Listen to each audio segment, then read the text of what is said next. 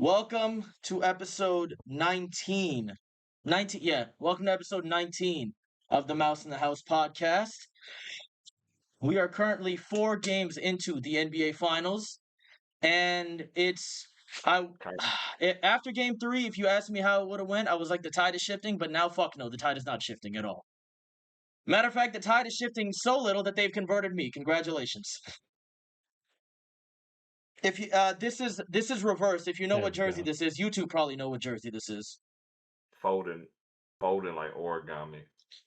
I mean, I have 2 Knicks jerseys. I had to use one of them. Do you know who this player is? Any guesses? Despicable. That's my GOAT right there, the Georgia Tech legend. Yep. Disgusting. And look at who I got on the hat. Oh, you tough. Oh, yeah. Oh, that's tough. That's tough. Yeah, It makes sense. He is from Georgia, so. Yep, Georgia Tech. Well played. Shout out to the guy who got drafted as a point guard and the guy who tore his ACL in his first ever playoff game. If you know, you know. Matter of fact, funny story is, in an alternate universe, I'm the happiest I've ever been because I was a Knicks fan for 1 game. In 2012, when I was like, I've been watching basketball for 2 years, I should start claiming a team, right? And at that point, I liked LeBron and I hated the Miami Heat though. So I was like, you know what? Whoever goes against the Heat in the playoffs, I will root for them. And the first round, it was the New York Knicks. And that first game, I remember the final score was like 76-106 or something. There were 2 plays that I remember that were canon events. Shumpert tearing his ACL, him hitting the side of the backboard, and then Tyson Chandler setting a screen on LeBron and LeBron flopping forward for some reason. If you remember that. That's so nasty. You didn't even have a team, and you were just hating on Bron a la carte. I was hating on Miami, not Bron. I like Bron. I always like Bron. Why would you hate on Miami? I feel like when you become, I feel like that's sort of like a rite of passage when you become a fan in the 2010s. Like it's kind of preset with this weird fucking hatred of LeBron. I was like that too when I started watching for no reason. See, the thing is, I never hated LeBron. I could never bring myself to hate LeBron, especially like after he came back to Cleveland. I was like, nah, I love this guy. I can't do this. No, I stopped rooting against LeBron after 2018. Yeah, when he carried that Cavs team to the finals. You know when he did that. The fact that I'm the oldest fan here and I was the first one to let go of my LeBron hatred shows true zen. I was done with LeBron hatred by about 2012-ish. I think I was actually done even before he won his finals too. I was done before that. I was like, I'm sorry, man. At a certain point, he hooping. What am I supposed to do? Like, what are we doing, man? I still remember the first take episode after LeBron won the finals. Skip got up and started clapping for like a minute straight, and then talked about how, as an outside shooter, he's streaky at best when he just won the championship. Incredible hatred. Division 1 haters. Yeah, shout out to the alien is the humanoid. He still got it a little bit. He still has a fastball. He still does have a fastball. What are we T minus 6 minutes in? You still have not introduced our guest. 3 minutes and 40 seconds. Yeah, 3 minutes and 40 seconds. Stop trying to instigate. All right. But rejected. Episode 19 of the Mouse in the House podcast. Grizz is coming back very soon, you guys. I got inside information. He's coming back very soon. Hey, shh. But to my left, we have inside information. Yeah. I have his number, not to brag, but to my left we have Mr. Russ, Pacers Unk. Been on the podcast for about 4 episodes now. Current co-host. I don't know how to. What do you call it? 3 co-hosts. Is it still a co-host? Yeah, it's still a co-host. Like I said, all I know is you can just call me Paul George in 2012. I took your spot, Danny. I took your spot, Grizz. Shit. Get out of here. You're getting shipped to Philly next week. Then who's the Andrew Bynum of the podcast? The Andrew Bynum of the podcast is right above me. We got Mr. KLA Clips. Knicks lose again. Oh, that's disgusting. That is disgusting. Not Andrew Bynum. Andrew Bynum is even sicker. That's disgusting. Pull up Chris Jericho. Hi, guys. Hi, guys. I would not wish it on my worst enemies. And to my top left, state your name. Who are you, brother? Good, y'all. Jaden. also known as tgthagod, but Jaden, lifelong Knicks fan. I got to rep my boy Melo controlling the narrative out here. And hey, man, who would have thought? Not me. Not me. In the 25 years of my Knicks fandom, who would have thought that I'd be right here, right now, in this set of circumstances? But hey, man, Yeah. Here. Yeah. Congratulations. Very funny. Melo fan, and apparently I'm the biggest Melo hater on the app. Who would have thought? You win some, you lose some. Yeah. It is what it is. Yeah. I understand where your hatred does come from, but come on, man. The footwork, the mid hezzies, man. Knicks ain't did nothing to me, bro. Knicks ain't did nothing to me. I ain't got no reason to hate him. I don't dislike Melo because of the Knicks. That's not why I dislike. Shout out to that one clip of him. Shout out to that one clip of him wrestling with Kobe for the rebound in the conference finals. That shit is immortal. If you know that clip, you know what I'm talking about. Russ, you know it, right? The one of him. I probably do. I've watched so much basketball, I've forgotten most of more people know. 09 conference finals, him boxing out with Kobe. Oh yeah. Yeah. Oh, because me and my guy DTBJ, we be in our Discord watching old games. We have been currently watching the 08 Western Conference Finals between the Spurs and the Lakers. We've been dispelling a lot of narratives. That boy Lamar Odom, you can tell when he had that sugar in his system in the game, boy. You can tell. You can see a noticeable dip in energy and play. Like, man, I seen him miss a shot when he got fouled, and when he went back to the free throw line, I said, "Oh yeah." He I think Lamar Odom and Dwight like ate shit ton of candy before every game, and I think both of them were caught with the. Anyways, we're gonna get back to Kobe in a second. We're gonna get back to Kobe in a second. Don't worry, but. These past two games, man. I know another game happened. I know game 3 happened, but I almost don't want to talk about it because what we saw 2 nights ago, this coming out on Friday, so what we saw 2 days ago, is there's nothing like it. There's nothing like it in NBA history. Nothing. Not one thing is like it in NBA history. When they went up, I think 23 points, I was like, okay, now in order for the Knicks to come back, they would have to make the largest comeback in NBA Finals history. So I was ready to say, is it over? Is it over?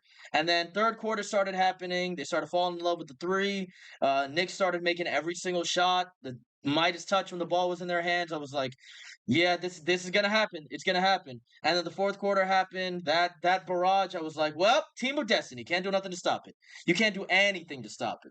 It's exactly like how I felt watching the Pacers last year. I'm assuming you guys have that exact feeling right now. Yeah. I think I texted you. I'm glad we didn't do it right after. I was a fucking wreck after that game. Like I don't cry much, like unless something fucking tragic happens in my life. I don't really cry much. I don't cry at movies. I don't cry at sports. I get teary-eyed sometimes, but I don't cry. I was fucking bawling yesterday. I could not believe that. You coward! You didn't post that? Come on. No, come on. I posted a video. Like, you could probably hear me sniffling if you wanted to listen to it. I was like, I wasn't crying yet. As soon as the buzzer sounded, that was it. You're not a real man. You gotta look back. You gotta look back at all the videos that I posted during the conference finals last year, when I was like bowing down at the TV. Oh my god, bro. Yeah, no, I'm right there with you though, bro. Like I was at a work conference this past week. So like last night was like the celebration banquet. So I'm not even watching the game live for like the first half. All I'm doing is just scrolling through Twitter and seeing the reactions. I'm getting texts from my homies and everybody's like, yeah, y'all are cooked. Y'all are about to lose 4 straight. And I'm just sitting here like, damn. Yeah, hold up. I'll show you the text I was texting. I'm buddies with this Nuggets fan, and like he was watching the game at his job, and we were texting each other through the first half. And like I think it was maybe midway through the second quarter, I had that realization with myself, like, fuck, it's really over, isn't it? Yeah. Because at that point it was like that with game 3, I was like, they figured them out. It's fucking over now. They're gonna get reverse swept. You'd think. Yeah. That's what I thought. Oh yeah, the text, I didn't even see it. But on, let me make sure I'm saying. Okay, there we go. Like you can see it right there. So glad Jokic got his ring, and still, I'm so sorry, man, dude. It's seriously gonna happen. Don't say that. Yeah. Bro, Like, It's a team of destiny, bleak, bro. It was bleak. It was so bleak. No, it was so bleak. And in the first half, it was bleak. In the first half, the Spurs shot, what was it, 14 for 26 from three? It was the best. 14 for 26. It was the best 3-point shooting half in finals history. And then they had one of the worst 3-point shooting halves in finals history. I'm glad I heard this from you guys because you guys are Knicks fans, and I was in a Discord with not a single Knicks fan, not a single Spurs fan. It was mainly a bunch of OKC Knicks fans. They're not OKC Knicks fans because they're in the cuck chair, right? Yeah, they're in the they hate Wembanyama. They call him the wet banana, and they just hating outside the club right now. I don't have a dog in the fight. I thought the Spurs had the matchup advantage over you guys. That's proven true and false at the same time. We'll get into that later. Yeah. Yeah, a little right, a little wrong, but I'd say mostly right. Honestly, I think they've done a good job. I mean, if we're just talking about the games in general, I think the Spurs have had the control for 85% of all the games. Like damn near all the games, except for game 2. Not even game 2. They led by 14 in game 2 as well. They led by 14 in game 2 as well. That was early. That was early in the second. That was early in the. That was early. The whole time, but they've definitely led more minutes. But then they took the lead back at the end, though. They took the lead back at the end. So it was a seesaw. It was a seesaw. Either way, very, very 50-50. It's probably, even if this does end up going to like 5, well, it's going to go to 5 regardless, but like 5 or 6, it's definitely the most 50-50 finals we've had in a very long time. It's not, I wouldn't even say it's 50-50. It's more 70-30, but the 30 is so overpowering that the 70 doesn't matter. Yeah. That's what I think. I think going into the finals, the Knicks were, what were they? Was it 35% chance that they had? Something like I think according to one of the Israeli apps. I think. Hey, you can't say that. Y'all can't say that. Y'all can't say that. Damn it! Y'all can't say that. Y'all can't say that. Y'all got Jerry Seinfeld on your fan base. Y'all can't say that. Anybody can say that. You can't say that. Well, we're not that much better. By the way, he's now responsible for them winning and losing. Can't fool me. Wait, I was also gonna say, it's crazy because I was one of the few people that wasn't willing to turn the game off. Other people were like, hey, I'm finna get on the game. I'm finna do this. Everybody's finna do I wasn't gonna turn it off. No, at halftime, it's the finals. I'm not turning the finals off. At the very least, I'm gonna watch them put belts at I'm gonna watch them put the belt on them. I'm gonna watch. Because you knew they weren't gonna go out like a for lesser terms. They weren't gonna go out like a bitch. At the end of the day, they were going to at least keep trying. It's the finals. It's the finals. It's the finals. Even if they lost by 50, I was gonna keep watching. And even so, like I was flipping through the channels, and I was like, I told my dad, unfortunately, I'm gonna go back to this game. Yeah. I mean, and it's just like. We talked about in the group chat that experience really showing up, and it's like it's not even just like playoff experience, but like those guys on life the Knicks, experience. Man, no facts, like legit, like it's just a team full of guys that don't quit. Like you didn't see their emotions turn off like the same way that you saw in Cleveland, like when we walked them down in Game 1 in the Eastern Conference Finals. It's like, yeah, they were complaining a lot, they were doing a lot in like the first half, like begging for whistles and stuff and trying to play the mind games, but like when they came in locked in, like they were on a mission, bro. Mm-hmm. And I'm not gonna lie, even if they were on a mission, some of those shots they were hitting were crazy. Oh yeah, the magnets were on for sure. Yeah. Cat with that 3-pointer when he fell out of bounds. Yeah, man. But Jose Alvarado didn't miss a shot in the fourth quarter. That's all you have to do. If you remember that corner 3 that he hit the rim, hit the backboard, and then rolled around the rim and then went in, I was like, man, the magnets are on. The magnets are on. That Brunson 3 on the wing contested by Wemby. That was fucking cold, dude. Beautiful. I'll also say this: OG Anunoby has the weirdest jump shot for someone who's that automatic. He doesn't follow through at all. He shoots like Jason Williams. I don't think it's that. It's like people don't like it because it's one of them things. He has to be playing the game. That's why his free throw looks so nasty. As somebody who had I ain't gonna say unorthodox, but I had more of like a motion. I had to be in rhythm to be a jump shooter when I was younger. I know what that's like. That's why his free throw, him and Pascal kind of have the same issue. I actually love watching their jumper mid game.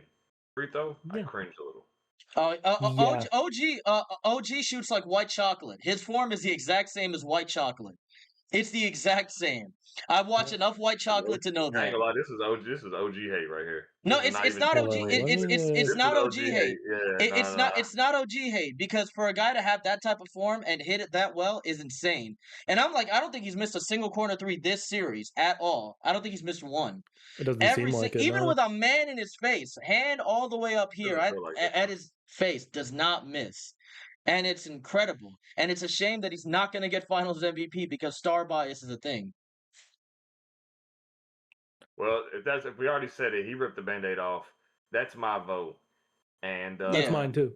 Jalen Wilson, Russell Brunson. Yeah, you're not escaping this slander, bub. I know they was glazing that little 3-point shot you made, but I know damn well if you would have shot that same shot from the right wing and you would have jacked it, they would be the same one saying, "I want his head on the Empire State Building by noon." I will say about that. I will say about that. Hey, that was a ballsy shot. Shout out to you for making it. Shout out Tyrese. Shout out Tyrese. Hey, Jake gonna agree with me. He's like, I'm standing beside him. He's out standing beside him. I guess I'll be the one to say it. I do think that Brunson is the Finals MVP so far, and the reason I will say that is because, as we've mentioned, this has been such a 50-50 finals. It's been such a seesaw battle, but the consistency in all three wins that the Knicks had is Jalen Brunson taking over the fourth quarter. And, maybe that's by design. Maybe it's, him doing the hero ball thing. But regardless how you really slice it, he's shooting terribly, yes. But when it comes to fourth quarter, he's hitting 49% of the time, which, I mean, for the small guard narrative, it's pretty great. He's stepping up. He's closing games. He's getting us to those wins, man. And I think that realistically, that's what the value is. OG is doing it all, offense and defense. But man, when it gets to that crunch time, I trust everything that comes out of Brunson's hands, really. I saw I a agree tweet. with that completely, actually. No, you don't. I saw a tweet. Yes, I do. I saw a tweet by a Knicks fan that was like, people were glazing Halliburton all of last playoffs when he didn't do much, but showed up in the clutch and said that he should have been Finals MVP or that he was the best point guard in the league. And I'm not letting you guys rewrite history. No, the fuck they weren't. Tyrese was catching heat from everybody. No, he was catching. No, he was. Was it game 5? Was it game 5? He had 2 points. He had 2 points and 0 field goals. Bro, Brunson will have these off nights. He has really nasty shooting nights in the first 2 games, especially. But it's the, I'm not gonna say confidence thing because I love Halliburton. I love the confidence that he plays with. The reliability. Brunson is gonna go out on his sword regardless of if he's hitting or not, and that's really what you need in this situation of the NBA Finals. Who cares about efficiency? You're gonna go out. You're gonna get the 30 by any means necessary. Shout out to Draymond in that Game 7 against Cleveland. Exactly. I gotta pull a precisely Jeremy Sohan. I gotta randomly come back into the game. I'll be right back, guys. It's cool. Oh fuck! I forgot to put that in my notes. The turnaround down 24 points. What was he thinking there? What was he thinking? I'm gonna. I don't know what he was thinking there. He was thinking, "Hey man, I got minutes in the finals. Let me do something. I need my moment. I need to get one on Wemby. I need to get one over." And not even being able to tune into the game until halftime, I get a text from my girlfriend midway through the game, and she goes, "Who the hell is number 55 on the Knicks?" I said, Huck Porty. I looked at the clock. I said, "There's no way we're not even at halftime yet, and Ariel Huck Porty is in the game. What is going on?" You know the funny thing is, the funny thing with Huck Porty is that I saw somebody was gonna make a tweet that Huck Porty, they did it with Embiid. They're like, Huck Porty's the best defender for these big guys because he's so stupid he can't even fall for the fakes because he doesn't know what to do because he just keeps his hands up. I like to call him the big man version of TJ McConnell, and in the sense that he's gonna go for it, but the fakes don't work for him because he doesn't know how to bite on fakes. He's just hands up, and sometimes that's all you need. Sick that you even mentioned T.J. McConnell. I see him in my nightmares still to this day. It's not. You'll live. You'll be fine. You'll be fine. I think a lot of teams do. It's he's one of those guys where it's like you'd love to have him, but you hate to play against him. And it's so funny because he's not even dirty. He's not even dirty. He's just annoying. No, he's not. No, he's a pest. He's an irritant. Yeah. I'll say this: if y'all make it back to the conference finals next year, that's going to be a very interesting series. I got faith in us making it back. Will you make it back? Will you make it back? I promise you, if we win this chip, I don't even care if we win 12 games next year, bro. Like, someone if we win. I was talking to someone yesterday, and they were saying, well, they said for the last week or so, regardless on if the Knicks win or not, they're convinced that the Knicks are a first round exit next year. And I'm going to be honest with you. I don't care if they even make the playoffs next year. If they win one more game this year, I don't care. If they even make the playoffs. I don't care if they get swept in the playoffs. I felt the same way about Game 7 last year after Tyrese got hurt. I was like, I'm not going to watch a single game next year if y'all win Game 7. Win it without him, and I'm not going to watch a single game next year. And then we didn't, and I still watch games, and I don't know why I do this to myself. But I digress. Anyways, by the way, I watched all 82 games. Didn't miss a single one. I watched 43. I might have missed like 16 or 17. I think record right now with the Pacers. I think I only missed like 16 or 17. I wanted to stay in the 65 game rule. Come on, you're making the all league teams, bro. Respect. Yeah, exactly. I don't want to lose my incentives. I definitely managed a few of those games. I can't lie. My free 3 months of league pass. Big Mikhail, I'm getting every game in. Shout out to Chris Paul playing 2 minutes in that one All-Star game with the cast on his hand just because he wanted to get minutes. If you remember that, I think it was 2021 or 2022. While we're giving shout outs, I want to give a quick shout out to my boy De'Aaron Fox. Hey, he was the best Nick on the floor last night. Honestly, Finals MVP right there. MVP right there. That's the real Finals MVP. That's the real Finals MVP. And it's so weird. So humble he wanted to give the Knicks a chance. He's the J. Cole. He's the J. Cole of basketball. That's the trusted adult, by the way. He is. Yeah. Never has ever a team lost a 30-point lead, and it was 29. Yeah. It's not. Or 29. It's not. It wasn't. No, it's not. It's not. Not at all. It's not only his fault. It's not. Oh, not at all. I'd love to talk about the other ones, but he did that. He did that. He did it. And it's so funny because people dug up the files. That's not his first time messing up in. No, it wasn't. No, he's done that before. Hey, and it's funny he's going against his old coach. Yep. You know him best. He said, "Hey, I will say he wanted out of Sacramento after they fired Mike Brown." So I also will say Mike Brown got fired one day after criticizing Fox on the postgame panel. It was true. That's true. Collusion? It really just came full circle. And then they lost Fox anyways. And now they're... I don't even want to talk about the Kings. At least we're not the Kings. King's gonna king, man. King's gonna king. You know what regardless of what happens, I'm glad that none of us are Kings fans. You know what they always help the league out. You know what the funny is? Let me talk about Fox for a little bit. Let me so yeah, about Fox, man. He's probably still going to be on that team next year because they're going to have to attach a lot of picks to get off of him. And also picks aren't as valuable now because of the stupid new lottery rules. And his contract's only getting more and more expensive. The final year of his deal is what, 61, 62 million dollars. And he's going to be 32 years old, 33 years old. And he's already regressing. If he does get traded, he will be the depressing go-to guy on a bottom-feeding team that's trying not to be a bottom 3 seed so they can get the most lottery balls. We call that basketball purgatory around here. He's going to be the 2004 Chicago Bulls Jalen Rose. Yeah, I dug that out of the files. Yeah. He'll be who the Heat end up getting if they don't get Giannis. Oh man, that's that man. Oh, I mean, don't even bring that up. Do we jump right into that Giannis topic, or do we keep going with the Knicks right now? Yeah, later. After this. I would say the Bulls, but the Bulls are actually rebuilding now. Rest in peace to Stacey King, man. Rest in peace to Stacey King. Rest in peace to Stacey. He deserved to see this rebuild. He deserved to see them rebuild their team. Hey, oh my God, Valentine. Man, And he wasn't, oh my goodness, Valentine. He wasn't, oh my goodness, Valentine. He was, no. He wasn't. No, but he did make. He's the one that made the reference to him when Tyrese hit that shot on him. Yeah. That was real Denzel Valentine range. If you remember another in the Lost Files, Valentine did hit one of those shots before on the Pacers, and Chris Denary was like, Valentine for 3. And when those go in, you know you're in trouble. If you remember that, Russ, I remember that. But yeah, rest in peace to Stacey King, man. We're losing so many recipes. We're losing so many legends right now, man.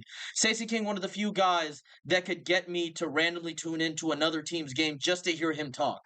Him and Eric Collins. And honestly, I'm putting Stacey King above Eric Collins because Stacey King was so funny. He was hilarious. Stacey King, I remember just being up at night watching Stacey King commentary compilations on YouTube. You know, Stewie, I Want to Go Higher, Too Big, Too Strong, Too Fast, Too Good, all of that. It's a canon event for me, and it really sucks that we lost somebody still pretty young, actually. He's only like 60 or something. I think he was 59. No business dying this young. No business dying this young. It really sucks. I mean, we lost Stacey King, we lost Jason Collins, we lost, of course, Brandon Clark as well. Yeah, we're losing so many legends of the game, and it sucks that this is what we've become. Stacey King will never get to see the Bulls' new draft pick. He's never going to see them get out of the dumpster, unfortunately. But hey, maybe he won't get to see them trade for De'Aaron Fox, so maybe it's a plus.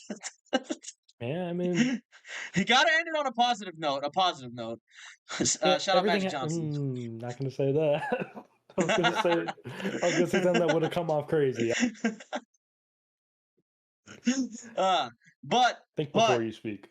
I want to get back to the game at least for a little bit more time. We got time. I do want to say though, it is interesting that every single game the Spurs have been in control for the majority of it. It's every crazy single that game. I wonder if, not to even just be contrarian, but like I wonder if they do have the mental fortitude that they say they might have. I don't think they do. They can sit there and think, oh, we've been in every one of these games. We can still win. No, I think that was the reason why they won Game 3. But after Game 4, they lost everything. I don't think they're winning Game 5.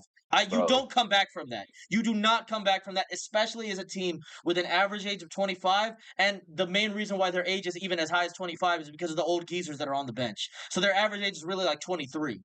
You don't come back from that. I'm telling you right now, you do not come back from that. Shout out to the 2019 Blazers being up by 17 in every single game in that series against the Warriors and not winning a single one.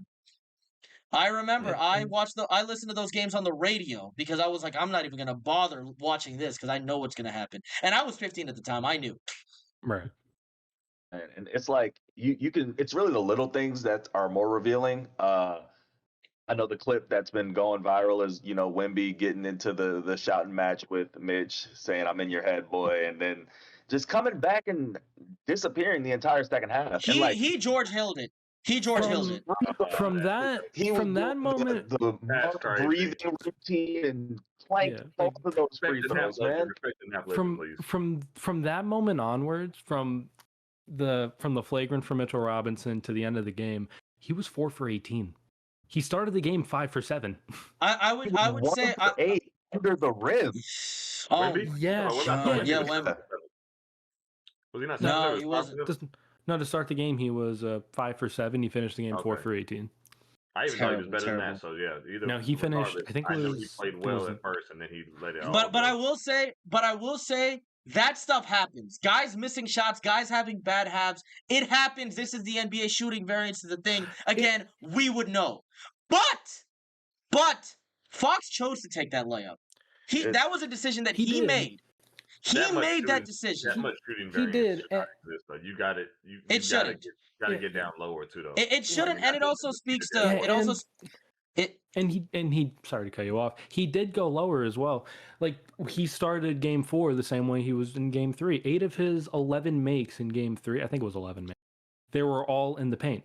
And a lot of them were off of lobs. That's how we started game 4, and then you notice it progressively. He played 44 minutes in game 4. Luke Cornett only played 4 minutes. What's so funny is he's only 23 years. This is his first playoff run. He's only 23 years old, or 22, something like that. Yeah, he's not equipped for that type of minutes. What's so funny is, you know what the funny thing is? I think they were okay in the Luke Cornett minutes. That was the first time all playoffs that they were fine in the Luke Cornett minutes. I think they were like a barely negative. Yeah, because the rest of the Spurs were still red hot. This is why I hate on numbers. I hate them because Wemby still had positive on numbers. I want to say, or it was like a negative one. He's always going to be he's always going to be a positive just based off of his defense. Because of the defense. And he's the best interior defender in basketball. He's a good perimeter defender. One of the greatest ever. Absolutely, one of the greatest ever. But also the Knicks were kind of picking on him in the fourth quarter, man. They were. He was tired, man. He was tired again. That endurance is not good at this point. And shout out and shout out to what's his name? Another dude who they said got tired a lot.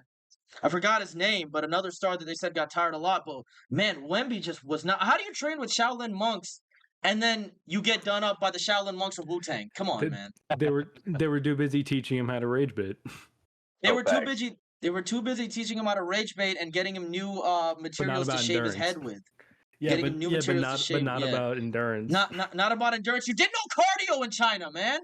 You did no cardio. You wanted to go take pictures. It's tough to improve your cardio much better than where Wemby has his. That's when you're a giant. When you're a giant, it is hard. When you're he is one of the. I think he's one of the tallest people he's one of the tallest people in the world. So it's hard. Yeah, it's hard. I mean, there's not a lot of 7'4" people in the world, so definitely. I don't think I know any. No, not off the top of my head. But Taco Fall 7'5", I believe. 7'7". He's 7'7". He's 7'7". I thought he was 7'7". He was 7'7". 7'7". Oh, okay. But I will say that game, that second half showed how immature the Spurs were. I remember Wemby said we're like a bunch of spoiled little kids after game 1, and they really acted like it. Mm-hmm. They're like, oh, we shot so well in this first half. No, one more three, one more three. No rim pressure. Put absolutely no rim pressure in the second half, and by the time they did, it was too late. And at that point, you were coming back up. And I recently saw the 2-minute report that said that Steph Castle did not step out of bounds and Josh Hart fouled him. I'm not gonna lie, throw that shit out. I don't care. I don't give a shit. I don't give a damn. That didn't cost them a 29-point lead. That did not cost them a 29-point lead. And honestly, if I'm a Spurs fan and I see that, I'm breaking my phone. I'm taking this phone and I'm throwing it away. I am. Yeah. I don't even have a screen. I don't even have a screen protector on this thing. No, like there are certain things like. I remember we were on stream on Tuesday, and I looked on Twitter, and I saw that the league wasn't going to give Wembanyama a flagrant. I was like, of course they're not. But sometimes all you could do is laugh it off. If that was the case after they blew a 30-point lead, if the roles were reversed and the Knicks blew a 30-point lead, I'm breaking everything in my fucking room. I will say, I'll say this: the refs were not the reason y'all went down 29, and the refs were not the reason they blew that lead. All right, because shit happens. You know, again, shout out to Kaysen grabbing TJ's wrist and TJ staring daggers into the referee, asking him to call something. You gotta get it out the mud, man. You gotta get it out the mud. No, it's a game of runs, and the Knicks went on a 20-6 run in the third quarter and a 28-9 run in the fourth quarter. Yeah. I mean, the one day a week I decide to do laundry, this happens. Maybe I need you washing all your clothes on Saturday, man. I do my laundry every Wednesday. I'm sorry, I do my laundry every Wednesday. Sorry about that. He's regimented. It's a regimen, man. It's a regimen. Of course, I'm not. Look. My people already get a rep for smelling bad. I can't be doing that. All right. Oh. I'm clean. I'm clean, son. I'm clean. I put on cologne, I put on perfume, and I put on deodorant. We clean over here. And it's not Axe. It's not Axe. It's Old Spice. Get it right. Get it right. Hey, I'm not gonna lie to you. You sound like you're guilty. The more you speak, you sound like you're guilty. I'm not guilty. Hell no. I'm not guilty. I have a morning routine. When you have hair this long, Jaden, you know too, and Nix, you know too, Russ, you know too. With 4 people with long hair. Yeah, when you have hair this long, you gotta have a routine every day. You know, gotta get the pomade. You gotta, gotta get the shampoo every day. You know, I know people are like, you're not supposed to shampoo your hair every time you take a shower. I'm like, bro, with hair this long, I kind of have to. Yeah, and like I also just feel like shit if I don't. If I take I'm used to that routine. I feel like shit if I feel like I might as well have not taken a shower at that point. If I take a shower and I don't wash my hair, I feel so weird. So weird because my hair is like clumping, and I'm like, this is dumb. No, I don't have a bonnet, unfortunately. But anyways, enough of hygiene talk. What were we talking about before this? Oh, right, the shooting. Right, man. If your shots ain't falling, attack the damn rim. Attack the rim. Try to go in there because this is what I really liked with a little bit of prop for my guy here. What I really liked with Tyrese last season. The things that people did not give him credit for in the playoffs, even when a shot wasn't falling, he was attacking the rim. He was going at them. And Tyrese is actually a great rim finisher. Y'all know this too. He's a fantastic rim finisher. No, he is, The English, the spin that he puts on the layups, he's got amazing touch around the rim. And I'm so happy that people shit on my point guard for being passive all the time. I'm like, don't try him. He will get to that rim and he will finish. And that's just something that the Spurs don't know how to do. And like, they're pretty good finishers. Like, Wemby's a good rim finisher. Steph Castle's a good rim finisher. Dill Harper's a good rim finisher. Also, Dylan was not perfect in the second half. He did not play perfect. He had some mistakes, especially that inbound at the end of the game. He fumbled that inbound to Castle, and that's what lost in the game with 1 second left. He was not perfect. I don't know. I wouldn't even say Harper fumbled that necessarily. That was just, I think I saw a bunch of replays from the fourth quarter. I believe that was a tip from Cat. Like he tried to run that play that the Heat ran on the Cavs earlier in the year that led to the Wiggins game when the screen over and then the lob to Wiggins. They tried to run that with Castle, but Cat got a fingertip on the ball. And you couldn't get it to Wemby because Mitchell Robinson was in the game. Yeah. And I got to say, Russ got cases out on Brunson. I got cases on Mitchell Robinson. That motherfucker's not good. He is not good. He is not a good player. Listen. I think you could use your services elsewhere than Mitchell Robinson. I think it's personal. It's personal, but it's also professional. Because y'all were acting like he was this big X factor that was gonna make y'all win against us last season. I'm like, this is just DeAndre Jordan with somehow worse touch around the rim. Bro, that offensive rebounding is valuable, though. I won't lie. Yeah, he's a great offensive rebounder. He's a great offensive rebounder. He's a great offensive rebounder. He's a great defender. He doesn't have a lot of same thing. He doesn't really have a lot of gas in the tank because he's kind of. He's a great defender under the rim. He's a great defender under the rim. Let's specify that. He's a decent jump shot defender when he wants to be. He just isn't always. Like I've seen a lot of him, a lot of games where like he really struggles from the perimeter. I think in game 2 he was very crucial in that win. Especially down the stretch with those two contests that he had on Wemby. I mean, we're old enough to remember Mitchell Robinson as a rookie when he was like rail thin and he was actually defending the perimeter. He was an athletic freak in a summer league rookie season. Oh my goodness! God, incredible! Kenny Wooten. Oh my goodness! No, do you remember those summer like 2019 ones where he was fucking dribbling between the legs like he was Kevin Durant? Yeah. Mitchell Robinson, the only guy to be so dominant in high school that he started shooting threes just because he could. Yeah, I still remember that. And I don't know how you do that and you still can't make a shot past 4 feet, but I digress. Whatever. I got no idea. Like even when like I've seen 45% 3-point shooters shoot like 65% from the stripe. Shout out Bruce Bowen. Yeah, like that's something I've never fully understood, but I'm also not a pro athlete, so. I will say a lot of these big men shooting free throws, they make the same mistake. Why do you shoot it in a straight line? They always do that. Yeah, there's they shoot no it like this. Yeah. If y'all, they go like there's no arc. If y'all remember Dwight Howard's free throw form, he shot it like this, and I was like, man, that's just understand the actual physics that my hand being right here is roughly like I'm 6'1", so when I put my hand up here, it's at about 6'2", 6'3", and then when I jump, it goes probably as high as maybe 6'6", 6'7", and on a jump shot, roughly when I release. A big man just scale that up.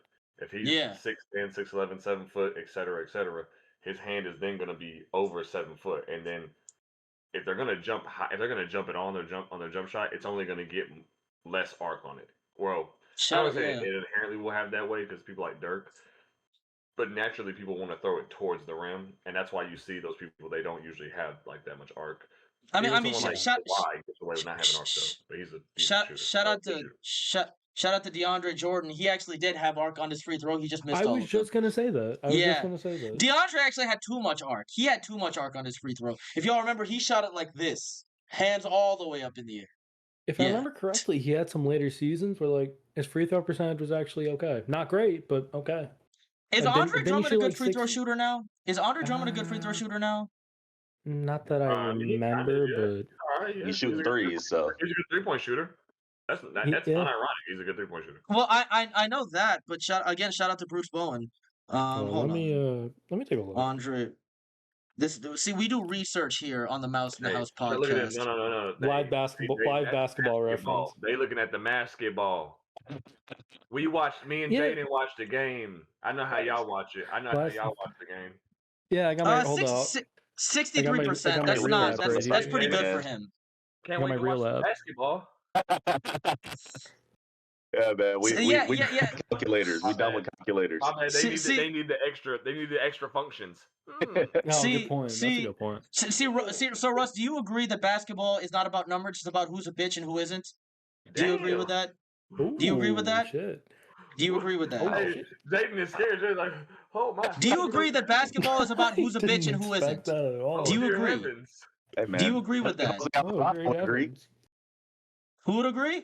I think Jose Alvarado would agree. Honestly, yeah. Meta World Peace would agree. Yep. Honestly, when we're talking about aura gambles, shout out to Jose checking Wemby and then stepping over him. If they lost the game, that would have been made fun of so much. But they won, and he went off in the fourth. And after game 3, after like the Brunson hit, and Alvarado was like, he's not gonna do that again, and he fucking took his ass out. Hey, that's Christ the King raised, man. Come on. Bro, like just the strength of him being a New Yorker and just injecting dog into the team and just having that ever since we acquired him at the trade deadline is just, man, like sometimes he'll be out there doing whatever the hell, but like he brings that energy and he brings that hustle that we really need. He's like if Josh Hart was actually good on offense. Good on offense in the stretch, but he's good sometimes on off. He has 9 and 5 the other night. Just listening to all this, I just really feel bad for Malcolm Brogdon. Bro, I have a bookmark tweet from August that I'm waiting to quote tweet. I know exactly what you're thinking of, I think.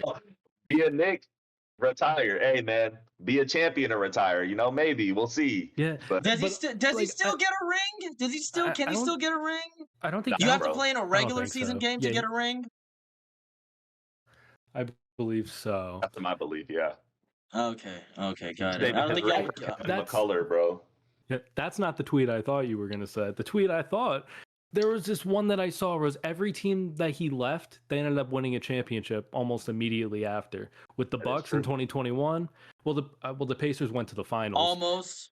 Yeah, almost. And then the Celtics. The Celtics won, and now the Knicks are 1 game away. Like that. He's the X factor. And like I said, don't count your chickens before they hatch. Yeah, exactly. That's valid. Don't count your chickens before they hatch because. No, exactly. Mathematically, one win. No, mathematically, it's a sweep right now. Mathematically, it's a sweep. Y'all get LeBron with the head. Analytically, it is a sweep. I will be unbearable. Oh, that's fair. That's very fair.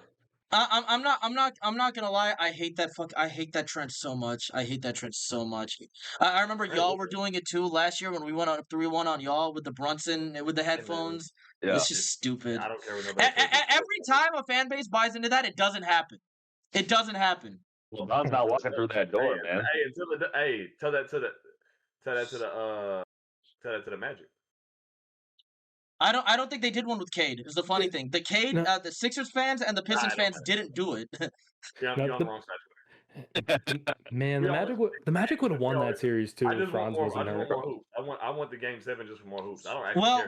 Well, the Magic would have won the series if they didn't have the worst fourth quarter known to man in Game 6. That's true as well. That's more true. Would have won the series if Jalen Suggs didn't exist. I'm so serious. Or if Paulo Banchero didn't exist. Okay. Jalen Suggs didn't exist is crazy.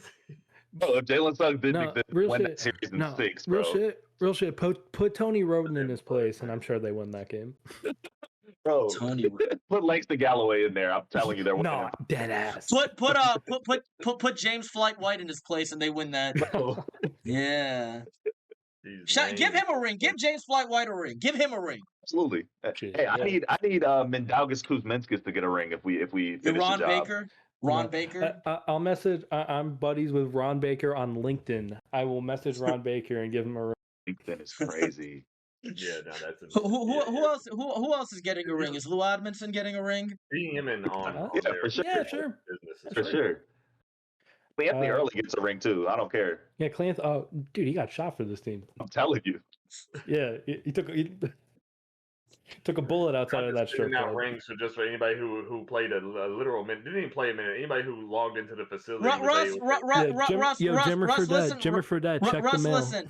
Russ, listen, we can't do that because I'm not going to lie. If we won Game 7, I would have mailed a ring to Lavoy Allen's house. I would have mailed a ring to Lavoy Allen's house. Lavoy Allen?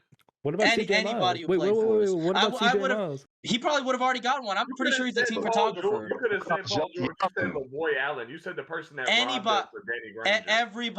Everybody. I would send everybody a ring. No, you didn't. You send one to God and he stuck you. Go directly to hell. Do not pass go. Do not collect $200. Go directly to hell. As long as Rakeem Christmas gets a ring, that's all I care about. Rakeem Christmas will get a ring. George Niang would have gotten a ring too. Keep shooting that mid range. See where it gets you. Sick. Oh man, but I feel like there's a lot more to talk about. But man, we skipped over Game 3 completely. But I feel like there's nothing to talk about with Game 3. Yeah, literally nothing. There's literally nothing to talk about. They just kind of handled it kind of fairly. That was just devil magic. Y'all had a small comeback a little bit. Hey, you can't say that. You can't say that, Knicks. You can't say that. I mean, we know what. Anybody but Knicks. Y'all two. I mean, we know who was there. All I want to say, we know who was there. So I think that's clear enough. Hey, 46 days without a loss, and on day 47, That's so funny. Y'all had the whole client list courtside. The whole client list. Everybody on that list, you had everybody courtside. That was the one game that y'all lost. I know that y'all hate this publicity that you're getting with all the fans, throwing shit and all this stuff. I know it's annoying. And I mean, like, I saw it happen last year, too, with, like, that one firefighter who got shoved around in New York that one time.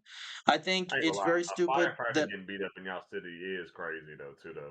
Because New York loved to glaze their firefighters. I'm not going to...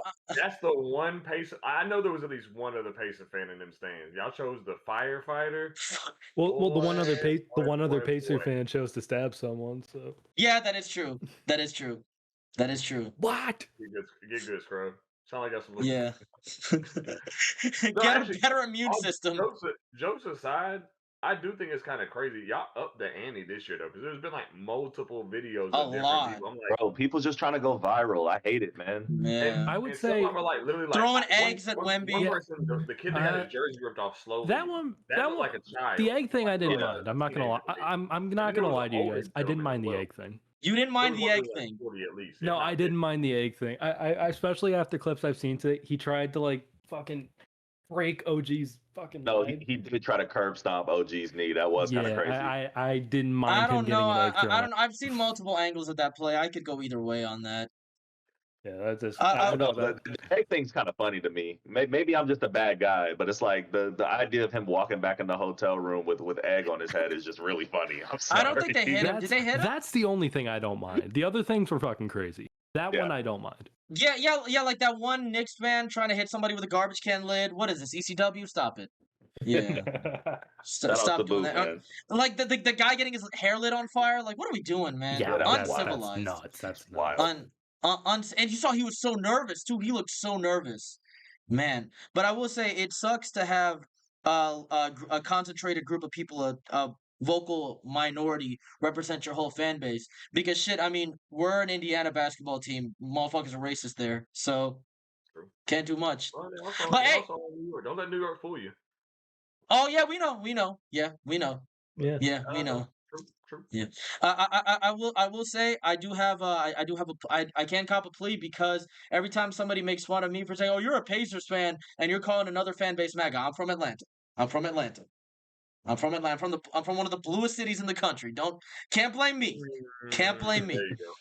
There you go. There you go. Can't blame me. Yeah. Although while this was like 10 minutes ago, but while we're on the subject of Josh Hart, he owes OG a meal every day for the rest of his life. Man, yeah, he does. Bro, actually, no. Josh Hart needs to shake Fox's hand. He needs to bow down. To Fox, that dunk that he missed on the fast break. No. I thought that. Actually, you tried to skip over game 3. Game 3 yeah. Was it game 3 or game 2? Am I lying to myself? Game 3. Game 3. He shot terrible. Wait, no. Game 3. No, he shot well in game 3. Shot well in game 3. No, it's not just the only guy. With Josh Hart, I need more. I hate to say that. I'm sorry, but Josh Hart, I care about everything else but the shooting. If he gives me the shooting, I take that as icing on the cake. The cake with Josh Hart is all the other stuff. That was what he was not good at. Now, I mean, if you miss bunnies, now I am gonna be mad at you though, and he was missing some bunnies. Josh Hart, he traded jerseys with Fox before the game. That was playing for the other team. Boy, definitely. Sohan disguised himself as somebody, went into the locker room and told Josh Hart everything, and Josh Hart was like, "Nah, I'm gonna do my own thing." It was like that one thing in like fucking Megamind. Yeah. You know what I mean? Yeah. yeah. But predictions for this series, I think it ends on Saturday. Ends on Saturday. I think they're gonna put them out of their misery on Saturday. Because they're not gonna risk this going to 7. They're not gonna risk this going to 7. Because if it doesn't end in 5, I think it goes to 7. If it doesn't end in 5, I think it goes to 7. Because I think with this Spurs team being so young, all they need is one game to get that confidence back. And if they do win that game 5 in San Antonio, then that's a young team. And honestly, after that, it's 50-50. Because they got 3 games left and they got 2 on their home court. They could do it. And honestly, if they play consistently, they could do it. This is the easiest 3-1 comeback that's possible, but it's also 3-1 comeback. So, we're splitting hairs here. I think the Knicks will finish it on Saturday, and if they don't, then I think we will see a winner on Juneteenth, which is Game 7. What do y'all think? I think I would like that. I would like the series to be finished on Saturday. I just don't think it's going to be that easy. I don't think the Spurs are going to get swept on their home court. I think it's going to be another really close game. I don't think they're go out lying on their backs. I do think the Spurs are going to win on Saturday, and I do think the Knicks wrap it up on Tuesday. Okay. Because I'm not gonna lie. If the Spurs do get those 2 in a row, if they get the one in San Antonio, then they get the one in Madison Square Garden, would it be crazy to say they'd be favored in that Game 7? No, not at all. Because they're back at home. Yeah, y'all gotta kill them on Saturday. You have to. Yeah. You have the dagger. The vampire's heart is right here. Stab them. Don't pass go. Don't pass go. Don't. That wouldn't be crazy at all to say. Even if it was close games, but imagine like if it was something like the Magic and Pistons, and the Knicks have a lead and they blow it like that, it's over. The Spurs are going to be favored by like 10 points. That wouldn't be shocking at all. Absolutely. So I will say this: it ends in 5 or it ends in 7. Jaden, please, what's your prediction? Oh man, I really do think that it also ends in 6. Just mainly because I don't see a world where the Knicks lose 3 in a row. But I'm not counting the Spurs out that easily. I think that they're going to be I think they're going to play with their like everything on the line as they should on Saturday. And I don't like Knicks was saying, man, I don't see them getting swept on their home court. Even though Knicks fans are going to pack it out, they're going to be playing like their lives are on the line, especially Wemby. So I see it coming back to the Garden and then us closing it out in 6. Russ, things have changed. no more Spurs in 5, huh? No more Spurs in 5. No Spurs in 6. Spurs in 5. Hey, Spurs in 6 was realistic. I don't know what he was on. Spurs in 6 was realistic. There's no Spurs in 6, unfortunately. Close, very close. Other team. And the Knicks, they've been a team that have been fairly consistent ever since CJ McCollum died. McConnell. So I guess at a certain point, I got to give up the stick. But not today. Spurs in 7. Hey, I fucking knew it. We're not giving it up. Dying on your sword. Dying on your sword. Spurs Is that your series prediction? Is that the series prediction? Come on here and troll. We can laugh, but it's never a troll. Spurs in 7. Okay, so Spurs in 7, Spurs in 7, Knicks in 5 or Spurs in 7, and then Knicks in 6, Knicks in 6. All right. That sounds good. We will be back. Well, this podcast is not ending right now. We're not even an hour in. We're only 55 minutes in. We've made good time. This is set to be the shortest podcast episode yet. We skipped through game 3. Yeah, again, nothing to talk about. I made the notes for game 3 and everything. Throw your phone away. I'm not. There you go. Toss it on the bed. Don't. My cat's right there. I don't want to scare him. I'll put it right there. Oh man, but so I do have to ask, Fox. In an ideal world, he would not be on the Spurs next season. But yes, that contract is very large. That contract is Norbit sized. So what do y'all think? What do y'all think happens with Fox this offseason? I think he stays exactly where he is. I think. Who takes him? I think the Spurs keep him. I don't think he gets moved. I think, like you said earlier, to move on from De'Aaron Fox, you have to give up the world. And the world for the Spurs is like 4 or 5 first-round picks. And also, they still don't have 4 picks from when they traded for Fox. They don't have their first next season, and they don't have their first in 2031, and they don't have 2 seconds. So they would have to give up even more picks to go get Fox.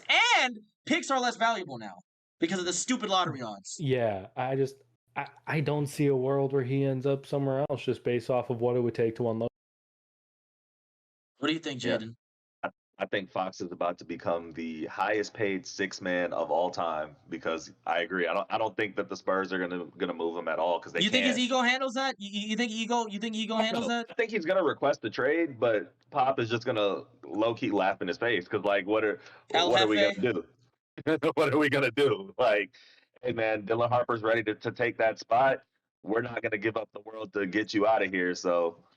Hey, buddy, the dynasty starts after you, whether you're here for it or not. Like, if you want to, you can be Manu. You can be Manu, but hey, man. Not everybody can be Manu. Not everybody can be Manu. That is true. Now, I will say Big Fish Theory was a great album, but Keldon Johnson, please stop talking. Please stop talking. Good Lord. He's the only guy that I've seen is actually confident about that Game 5, and you know when the scrubs are confident, that's when you know it's over. And he's the only guy with confidence. Yeah, and he's played the fucking worst out of everyone. Man, it's he won 6 men a year. I got no idea. Well, is it not the utmost respect? Is it not the utmost respect for a Jamal Crawford Award recipient to stink it up in the playoffs? I mean, well, when you put it that way. I think you kind of twisted arms into agreeing with you. That's kind of crazy. I see, Russ. You call me like a tween hezzy guy or a guy that loves what I mean. A guy that loves the bag work. But I don't like bag work players. I don't know what to tell you. Jamal Crawford is he's a volume. I'll say that. He's not a volume scorer. He's a volume. One thing I forgot to mention. Miles McBride is no longer Deuce until he drops a 35-pointer in the finals. Hey, bro. Oh, now he's one bad game and he's Miles. He's had like 4. He's 4 for 20. Yeah, he's not good this series. But just remember the closeout game in Atlanta and the closeout game in Philly. Closeout Deuce is the thing, man. Closeout Deuce is the thing. Does the closeout game in Atlanta? Does the closeout game in Atlanta matter? Y'all would win that anyway. You just win by 30 instead of 50. Fair. Maybe 40, maybe 40. 35. Closeout Deuce is the thing, man. He got us for 3 threes on Saturday. He'll be Deuce again if he gets 3 threes on Saturday. I don't care what the clip is. It could be 3 for 9. Just make 3. Today only. Make 3. Today only. Yeah, today only. Just make 3. Contribute to a fucking win here, please. Today only. Deuce McBride +5. $1,000 will get you $3 million, and we out. We're not out. We're gonna briefly touch on this Giannis stuff because I don't want to give it any attention. It's just smoke, in my opinion. I don't think he's going anywhere. I think he's gonna sign that extension soon, eventually, because Giannis loves the drama. He loves the spotlight. I know what he is. I want you to know, Cammy, not to be a contrarian, you do know that he can sign the extension and still get traded, right? No, I know that. I don't think he's gonna get traded. I think he's gonna sign that extension. Then he's gonna be like, my heart is in Milwaukee. I would never leave. He's gonna do another, press run, another Kalshi ad. Get that money from those children. You remember they only put up the hotline number because they have to. They're not doing it to help you. They only put the hotline number because they have to. Think about it. Yep. I think he's not going anywhere. Realistically, I think Giannis is cool where he's at. Well, he's not cool, but he won that championship. He's complacent. I'm not giving into it. Giannis, I know what you are. We all know what you are. You're not fooling me. You're not fooling me. You're not fooling all of the masses, all right? Cutting a pipe bomb on you. A pipe bomb is crazy. Yeah. But I will say, in my heart of hearts, I do feel the same way. I think Giannis is going to retire a buck at the end of the day. But if he does end up going somewhere, I think Miami would probably have the best package for him. Yeah, the Tyler Hero package. Tyler Hero, not just Tyler Hero, Tyler Hero, Khalil Ware. They got 3 first-rounders for him. Hame, I guess. I think you're kind of living off the fact that Tyler Hero and Khalil Ware are still relatively young, and then you put the picks with it. So it kind of is the best package just by, I guess technically every single one of them could get better, technically. No, Hame's like 26, isn't he? Isn't Hame like 26? He's kind of where he's at right now. Yeah, wasn't he like an older rookie? He was a 23-year-old rookie. I wasn't even pointing to him as part of the. I mean, he's part of the deal too, but I wasn't even pointing to him as the best thing of the deal. Oh yeah, Russ. Can I say it? Can I say it now? Can you say it? There's a player that the Pacers have just lost out on, and I'm very happy that these conversations are over. Get that Trey Murphy shit out of here. Thank God it's over. Over. What Get happened? They lost out on Trey Murphy? We're not going for Trey. We're not going. They lost the Trey Murphy sweepstakes. Well, I mean, they were never really in the Trey Murphy sweepstakes. We won it. Yeah, you don't remember what I said a couple episodes ago? I said the Pelicans have no leverage. Give them Shepherd for Trey Murphy straight up. If they block us, who cares? Bro, because Trey Murphy is just Aaron Nesmith, but high volume. Yeah, let's talk about it. And a worse defender. Let's talk about it. And honestly, if we have to give up Aaron and other assets for Trey Murphy and then also go into tax to get him, it's not worth it. I see we're in the Ayo Dosunmu sweepstakes. That's public information now. We're in the Ayo Dosunmu sweepstakes, and now that's something that I want. Shout out to Ayo. I like the Ayo situation way more. For sure. I like the Ayo. Yeah, absolutely. But that's next season. Next season. I will be excited that after these playoffs, the next game I will be watching is going to be in person. I will be going to Indiana for that first game. Also, I saw this one tweet that was saying, as a Pacers fan, would you rather have the first game of the season be in New York against the Knicks, or would it rather be at home? Have that shit be at home. I want that atmosphere. I think it's got to be. I would assume the matchmakers know how to make that work. At least gives him his first game be at home. Absolutely. That'll probably be our first televised game because that'll be a natty. Yeah, that'll be a natty, and it's not one of those NBA TV natties too. Shout out to the Pacers for years having 20 national TV games and 18 of them are on NBA TV. Get the fuck out of here. I don't need to add an extra cable thing to my basic cable package to watch my favorite basketball team on national TV. Come on, what are we doing here? Anyways, but the future is the future. The now is the now. There are 1 to 3 games left in this season. What are your guys' takeaways for the entire playoffs so far? Got any cases on anybody? Cases, crazy. Cases, I mean. Hey man, I've been sitting on a take for a couple weeks, and I'm feeling real spicy about it. Yeah, Cade Cunningham gonna have to show me something, man. Cade Cunningham gonna have to show me something. All NBA first team is great. He had a great regular season. Yeah. But you shrunk against the Knicks in the playoffs last year. You barely got out against Paolo and them with Jalen Suggs being Jalen Suggs. And by James Harden. Like, I'm not comfortable putting Cade Cunningham in certain conversations yet because he hasn't shown me anything in the playoffs. So people can have the regular season stuff. You're not telling me Cade Cunningham's better than Halliburton. You're not telling me he's better than Brunson. You're not telling me him and Tyrese Maxey's a toss-up to me. I'm not gonna lie. I like this brother. Hey, Nick, you can go. I like that combo. I like this brother. He's behind those guys to me because I'm not gonna lie. We would have been the first seed if we were fully healthy this year. We would have been the first seed. Shit, we would have won like 55, 56 games. Come on now. And with how weak the East was, and with how I will say the Knicks did underperform during the regular season, I think we would have stolen that first seed. Sure. Yeah, absolutely. And I think it's going to be very fun to see how the East plays out next year because the Knicks, well, until Brunson gets that new contract, you guys are good.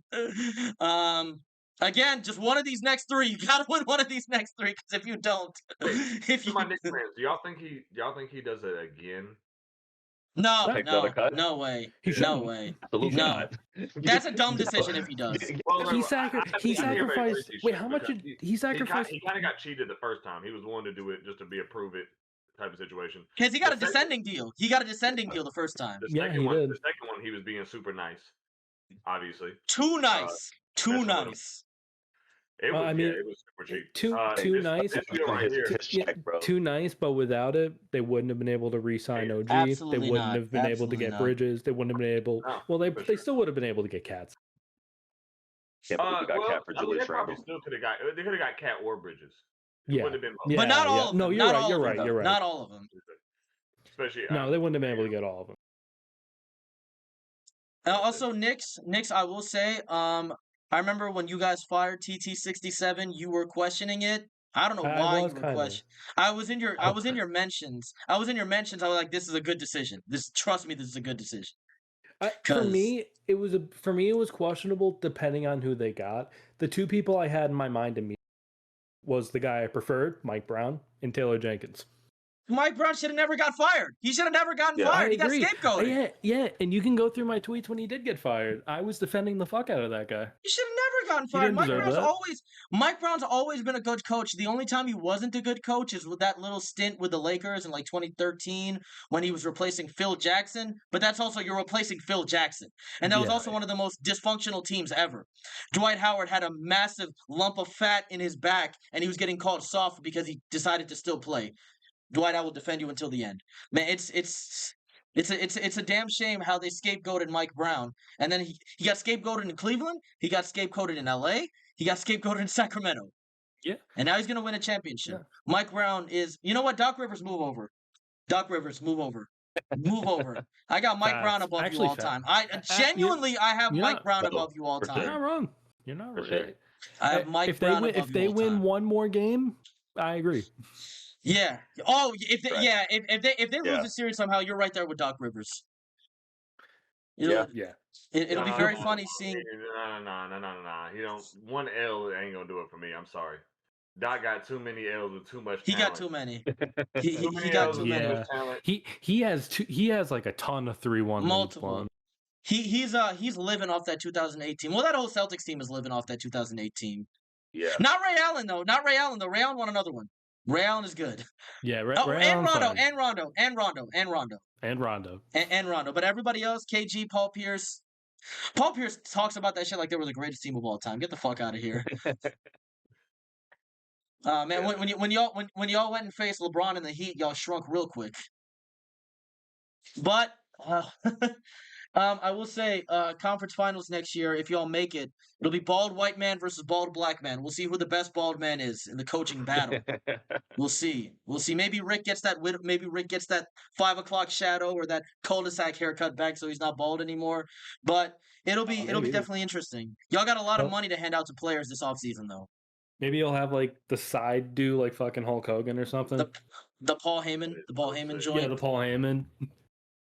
Oh man, but I will say I think Knicks wrap it up on not you. I think the Knicks wrap it up on Saturday. I think they will be the NBA champions on Saturday.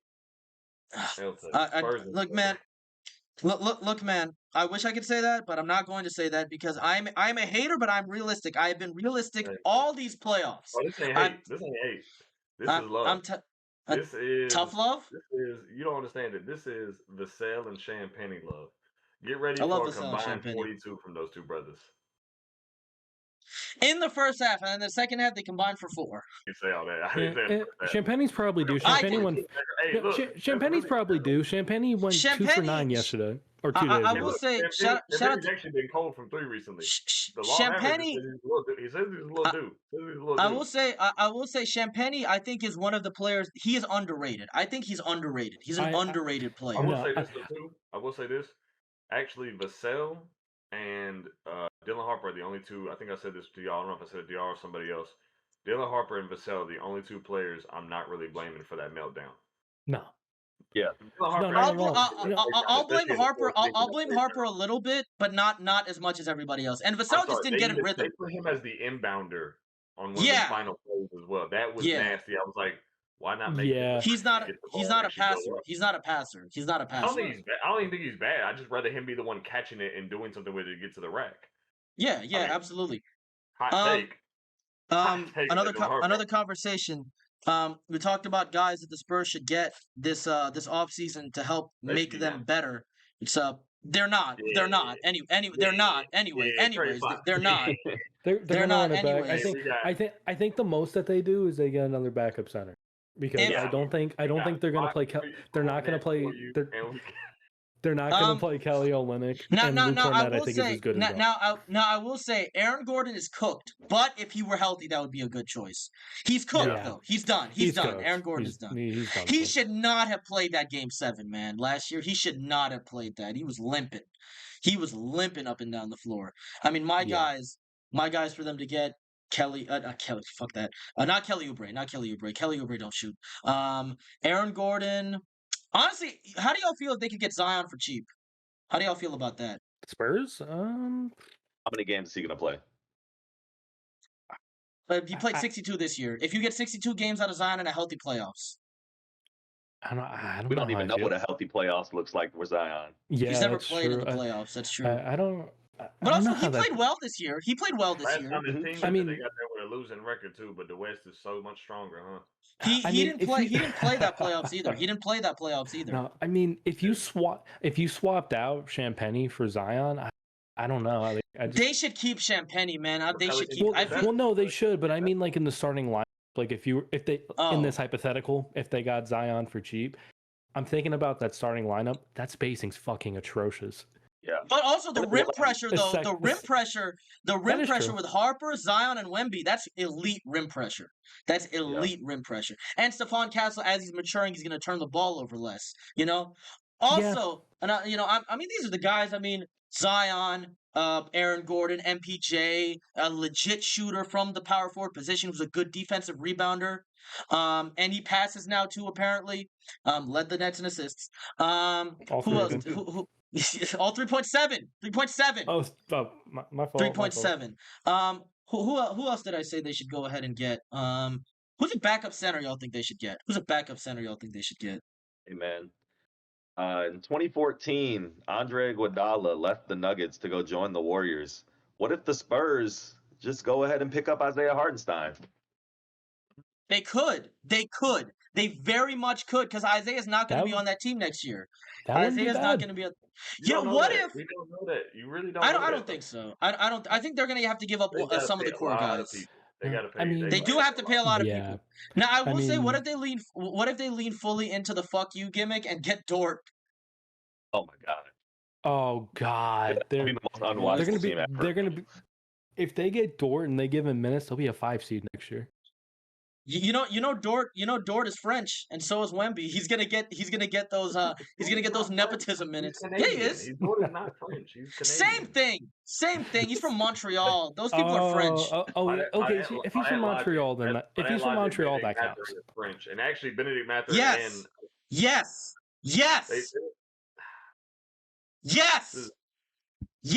You're saying things I agree with, Russ. You're somehow xenophobic. You're somehow being the xenophobic one. No. Anybody from Montreal is part French. I don't make the rules. They speak French, don't they? They speak dirty French. Yeah, they do speak dirty French. They speak. No mom is French. Yeah. Shout out to me and Jacob being at the CMLL show, and him, despite being Mexican, not understanding anything, and me understanding more Spanish than he did. That WrestleMania podcast episode is coming out soon. Just no point putting it out now with the finals happening. Yeah. He was born in Montreal to Haitian parents, and he spoke French. So I am correct. I am correct. And also, Wemby don't care. He's gonna have a friend there anyway. They speak French to each other. They'll be fine. They'll be friends. Shout out to Keldon Johnson and Olynyk in that one clip of Wemby walking through the tunnel. They were acting like, you know those pictures of Drake with every basketball player in 2014, where he's acting like he's the woman. You know, the picture of him with Kat, picture of him with LeBron. Keldon and Olynyk were acting like that. And I saw a very funny tweet that was like, "Why are superstars always friends with the scrubs on the team?" That's crazy. And it makes me very happy that Tyrese's best friend is like TJ McConnell, because man, at least TJ McConnell's not a scrub. At least TJ McConnell's a good player. Yeah. At least TJ McConnell's a good player. His best friend now? I don't think I would say so. I would say so. He called him the team mom. I think they are best friends. Called him the team mom? The team mom. The team mom. Team. It was Buddy Hield. It was Buddy Hield, which is why there was a small part of me that was half scrub. I was kind of against. He's not a scrub until it's like January. Because I was like, that's his best friend at the same time. Basketball is a business. It is business, what it is. But I don't know. I mean, but we did trade him for a deal that made us way better. Shout out to addition by subtraction, because we got Doug McDermott and he played like shit for the whole season. If you remember, he shot 40% from three before the trade, but he shot 28% with us for some reason. But yeah, check the numbers. I know you hate that phrase, but check the numbers. But check what's it called? Check StatMuse. Actually, I like StatMuse. Check Data Baller. Do you have the Data Baller subscription, Russ? Can I borrow your password? Check 82 and 0. You gotta see me. Check 82 and 0. Has anyone gotten an 82 and 0 in here? Yes, I have. Yeah, you just need to get Will. I got 6 rings too. I got the 6 rings one too. I got that one too. I didn't get Will. I found that one a little more fun. I just didn't play it as much. I think It is fun. Yeah, it is more fun. I think that was a lot more fun. But I did get up to 5 rings on that one. Did y'all play the updated 82 and 0, the better one? No, I haven't. I haven't gotten to play that yet. I might play that in a little bit. Is actually better. The interface is a little uglier, but I don't care. Doesn't matter. That one you don't have to just get Wilt to win, or you don't have to get Wilt to like 70. Is Wilt even in the time range in that game? Do they still have the 60s? Yeah, they got them all. Because I know ironically enough, in the better 82 and 0, that's the only one where I actually have gotten Jordan in either the 80s or the 90s, and where I've gotten Tyrese. But both the times that I've gotten Tyrese, it was after I already locked in both my PG and my shooting guard spots. I can't tell you how many times I pick the center and then right next I get the 60s Warriors. That game knows how to fuck me over. Oh yeah. By the way, Russ, you said next time we see each other, we're gonna go to Magic City and I will bring a calculator. Just remember that. I'm gonna bring a calculator. Yes, I'm gonna bring a calculator to Magic City. I'm gonna be crunching the numbers.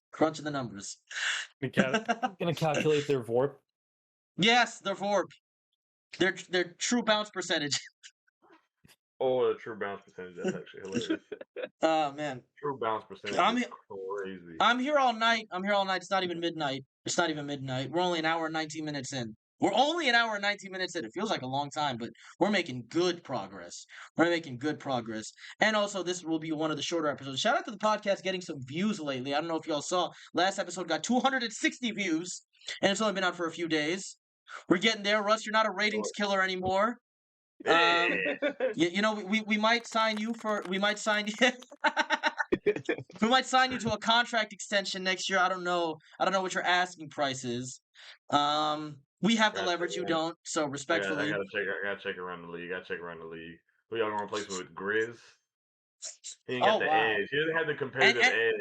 And he's coming back soon. Wow, he's gonna hear this. He's a shooter, but he doesn't have the competitive edge. You can take his heart. Is this like the Jason Tatum, Jaylen Brown thing? Like people keep on trying to pull them apart. If you were starting a franchise, would you start a franchise with Russ or with Grizz? People trying to do Drop it that in the with comments. Gotta make that a vote. Gotta make that a vote. Drop it in the comments. People trying to do that with Tyrese and Pascal. If you remember last year, and I'm like, bro, they play for the same team. It doesn't matter. Yeah. One more question. If you are Dylan Harper in the locker room and Darren Fox tries to say anything to you, are you tapping his jaw or are you just walking away? Walking away. Wait, he ain't worth it. He ain't worth it. What? Hold on. What? Yeah. Run that Are you back. giving him? Are you tapping his jaw or are you walking away? What's the question again? If you're Dylan Harper and De'Aaron Fox tries to say anything to you in the locker room, I'm actually gonna call security. Yeah. I'm gonna call security. Like, get him out of here. He obviously doesn't play for the team. There's no way he plays for the team and did what he just did. Security, get him. Get him out of here, bro. He takes off Fox's durag to reveal a Knicks hat underneath. Good Lord, man! I knew it. Now, what's the? And I would have gotten away with it if it wasn't for you meddling kids. Oh, Scooby-Doo taking the mat. Yeah, exactly. Oh man, Jenkins. No, I think is that you? Go ahead, Jaden. If I'm Harper, Stephen bro, B. I'm just tossing him my jersey, bro, because he's ball boy at this point. Like, toss him my jersey. Give him a mop. Give him a. You know what? Take his shoes away. Give him a pair of dunks. You don't play basketball anymore. You're courtside. Pass Wemby a water, bro. Well, what they say? What they say about Tatum, Team USA in 2024? Hand Bam a water. Yeah. Hand Bam a water. Yeah. Honestly, man, and Fox, I'm not gonna lie. If your ego is that high to where you don't want to come off the bench next year, bro, suck it up. You're coming off the bench next year. You're coming off the bench. They gotta come off the bench. And there's another reason why I don't like Melo. God damn it. I will say Blazers Melo had my heart. Blazers Melo could do no wrong. I think I legitimately cried tears of joy when he signed that contract with Portland. When he came back. He put Zion in a blender.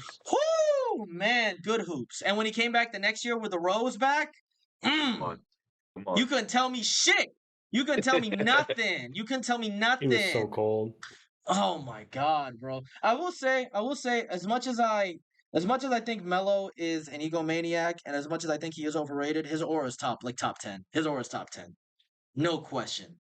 You can't, KD does not have nearly as much aura as Melo does. Not even close. No. Not even close, no. Melo, I think, might have the most aura out of any Knicks player ever. I still think that. I think so, Absolutely. yes. Yeah. The way that New York loves this man, bro, he only took us to You think he won a championship? Man. You think he won a championship with y'all? I literally tweeted. I was like, I don't get it. He won one playoff series for you guys. It's the aura. It's the aura. When nobody else would, man. Yeah, it's the aura. And you hear it ad nauseum. It's the culture that he helped bring back to New York. That's the main reason why people. Because again, you would think he won 3 championships. He won one playoff series. Series. And it was the best playoff series win of my life. Wasn't it against an injured Celtics team? There was. A win's a win, though. Yeah, I remember that. Did y'all have Quentin Richardson back on the team for that too? Yeah, y'all had Quentin Richardson back. I think he was. Yeah. He was a bench guy. He was a bench mob guy. Shout out to actually, I do have confession. The Knicks were one of my favorite teams to play as in 2K13 because of Rasheed Wallace. Wallace, boy. Steve Novak. Come on. Discount double check. I tell you, there are no Steve Novaks in the NBA anymore. You cannot get by being that unathletic, that bad at everything except for shooting. No. He would not. They tried to do that to Obi Toppin. It didn't work. They did. The closest thing we got to. Hey! Don't slander Obi Toppin. That's my job. When he goes to Mar-a-Lago again, I'm going to start slandering him. But right now, he's not on the slander list.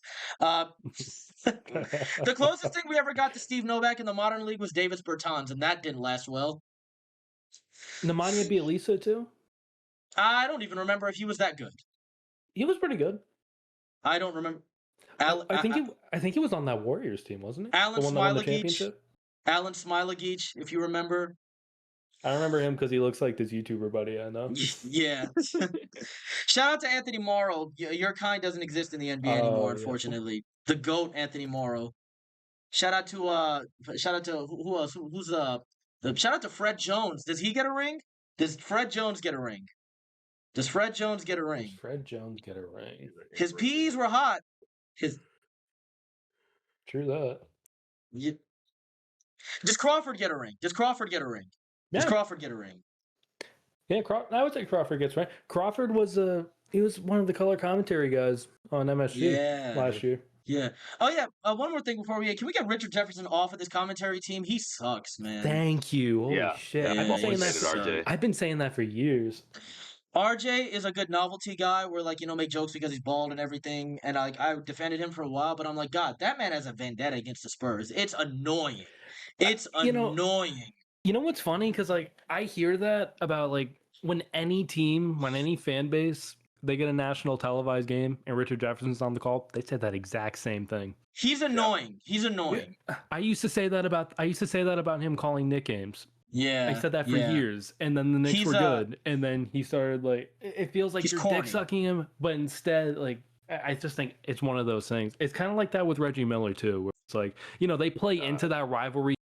He sucks with every team, not just the Knicks. Stop giving guys nicknames. Captain Chaos will not catch on. Captain Chaos will not catch on. Shout out to he gave Caruso that nickname. He gave Caruso the nickname Captain Chaos. I don't remember that one. People nasty. I'm not calling you YBG though. I'm not calling you YBG dog. Shout out to I'm not calling you Big Body Brunson either. Please stop, Kendrick Perkins. I'm not calling you that.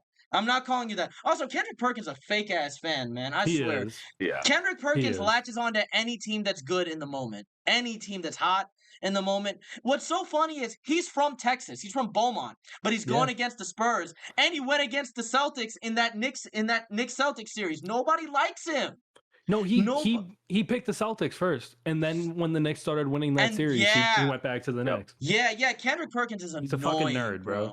Kendrick Perkins is annoying. He's annoying as hell. More of a what? Aaron Grady is his name? Well, Michael Grady. More of Michael Grady on the call. Shout out to Indiana. More of Michael Grady on the call. And honestly, give me more. Give me more Monica McNutt on the call. I fucked with her. I fucked with her. Yeah. Monica McNutt was good. Her, Walt Frazier, and I don't know, some other jabroni, they were calling the MSG radio broadcast. I love Clyde too. I wish Clyde got more national TV stuff. No, Clyde needs her. By the way, Clyde's getting a ring. He has to get a ring. Oh yeah, absolutely. Yeah, third ring. And honestly, I'm happy that Clyde's alive to see this run. I will say that. Yeah. I'm happy that all the OGs. I didn't think he would by the time they made it to the finals again, but kudos. I think Clyde is one of those guys from the old days. I don't think he did that much drugs. I think Clyde, he looks pretty good for his age. I think Clyde kept his nose clean. I don't think so. He's still alive. I think that's enough proof. He's still alive, and he doesn't sound like Steve-O. That's how you know that he kept his nose clean. Exactly. Yeah. Oh man. Not exactly exact science, but hey, you know. I mean, how do you know? He doesn't sound like Steve-O. He doesn't sound like Steve-O. So. He doesn't sound bad either. He sounds very youthful. He sounds very good. Yes. He sounds like a 50-year-old. Sounds like a 40-year-old. Honestly, he sounds like a little bit like Isaiah Thomas. A little bit. Sounds a little bit like Isaiah Thomas. You know that. I could see that. Yeah. Also, are you guys giving Isaiah Thomas a ring? Fuck no.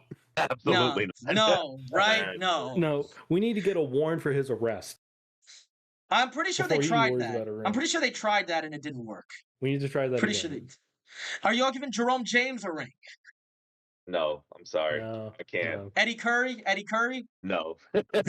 No. Randolph? Neither. Randolph? Yeah, sure. Y'all can get one. David Lee needs a ring too. Yeah, David Lee was his favorite Knick. He needs one. You give Baron Davis a ring. Yeah. He tore his shit in the playoffs. Yeah. All 25 years. Get Chris Duhon a ring. Get fucking Jared Jeffries a ring. Are y'all giving Get Nate a ring. He wears the panda shit. Get Nate a ring. Yeah. Yeah, give Metta World Peace a ring. Fuck it. Give Metta World Peace a ring. Give number 51 a ring. His number 51 move is executive. What's the sign? Who's on crack? I'm giving Roger Mason Jr. a ring, bro. I don't even remember that he played for y'all. Good lord.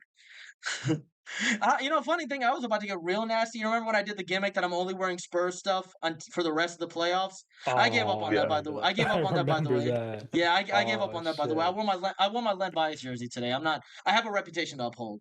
But I was very close to buying a Roger Mason jersey on eBay for $8, and I was like, no, this is too nasty. And yes, Russ, that is where I draw the line. That is where I draw the. Oh man, but. With that being said, this has been the Mouse in the House podcast. We're at exactly 90 minutes. This is going to be a short and sweet podcast. Shout out to Jaden for pulling up to the podcast. Shout out to Nix over here. Shout out to Russ, 2 co-hosts over here. We'll be back. There you go.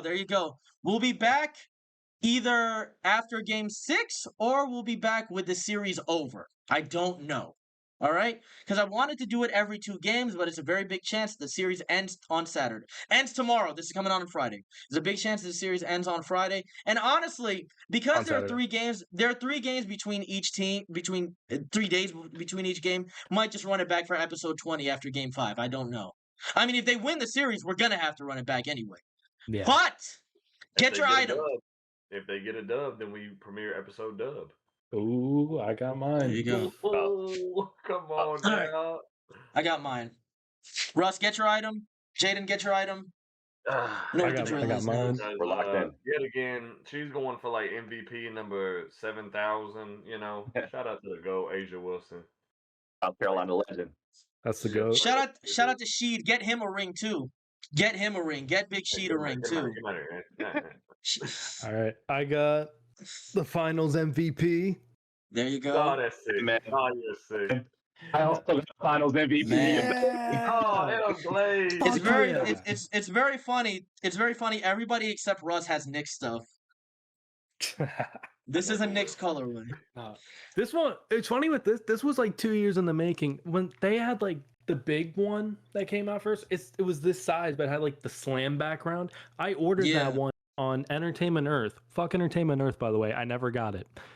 Nice. It took and then this was finally available for pre-order on Amazon, and I clicked that button immediately. There you go. Yes, sir. Yes, we love capitalism. No, we don't. Anyways, all right. This has been episode 19. We'll see y'all in a few days, actually. Everybody take care. Enjoy yourself. Enjoy the rest of the finals. We'll be back soon. All right, y'all. Be safe.